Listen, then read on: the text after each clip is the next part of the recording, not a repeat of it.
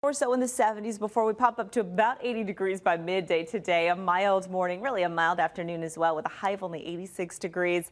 That is about 9 degrees below normal for this time of year, but breezy again today, Gina. 10 to 20 mile per hour winds. Alrighty, we've got a new traffic alert in the East Valley. We're going to get to that in just a second, but I want to update you on the State Route 51. We had an accident that shut down the freeway for a short while. Everybody has been moved to the right, but I got to tell you, the damage has been done. Look at our sensors. If the 51's your freeway, you're going to see slow and go conditions all the way up to Greenway. Now, shade to the bottom of the freeway, it's a 14-minute drive time, only because you're only looking at about a 2-mile stretch of slowing leading up to the accident scene at Northern. There's a second crash at the bottom of the freeway. We take you to Gilbert. We understand that this is a pretty bad crash. Gilbert, it is just to the west of McQueen. I say avoid this area. Let's use Elliott or Baseline instead.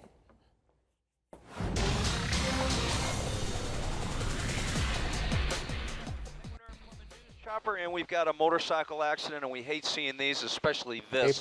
Windshield and front end of that car pretty much destroyed after that vehicle, we believe, turned in front of a motorcyclist driving down Guadalupe Road, and this would be Chandler and Gilbert area. This is on Guadalupe, just to the east of Arizona Avenue. The motorcycle destroyed. That motorcyclist in the hospital fighting for his life. So Scott and Olivia, we hate to have to report on those accidents. And Scott, you as well as I know about riding motorcycles, the biggest danger to us is riding down the street and somebody making a left turn in front of us. And that appears to be what happened at this intersection. Boy, you're so right, Bruce. Thank you for that. Thank you, Bruce. One man is dead after an apparent car pedestrian accident earlier this morning. This near 27th Avenue and Bethany home. Police haven't said a whole lot about it so far, but there is a pickup truck with damage to the front end, and the victim's shoes are in the roadway while they investigate. That intersection remains closed right now. And a brief pursuit ends in a crash at the Loop 101 and 64th Street. A man was spotted driving at a high rate of speed, reportedly over 100 miles an hour, and deputies say he refused to pull over. He lost control and crashed. DPS say he got out of the car and then surrendered.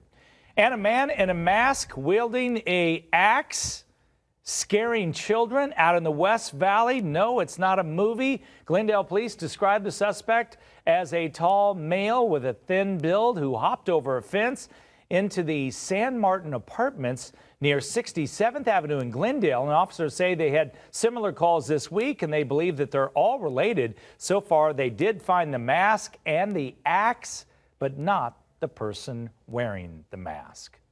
Very disturbing. It is 8:05. A man caught on camera crashing an SUV into a Michigan business. Whoa.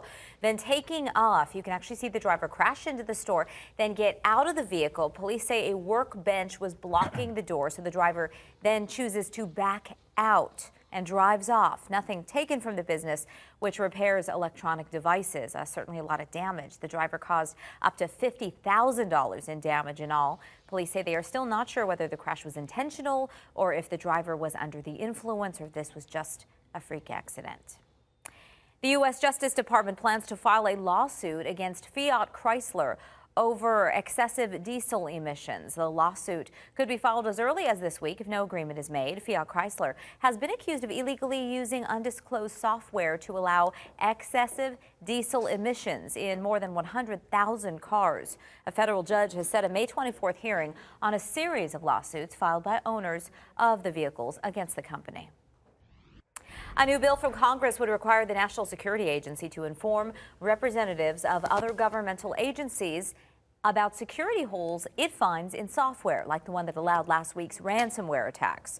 Under former President Barack Obama, the government created a similar interagency review, but it was not required by law and was administered by the NSA.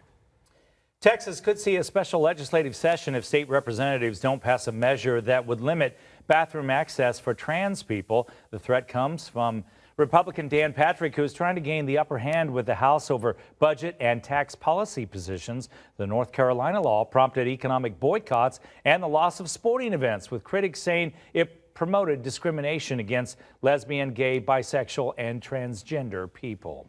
The man who built Fox News into a powerhouse is dead this morning. Roger Ailes started Fox News from basically scratch in 1996. The Drudge Report posted a statement from his wife this morning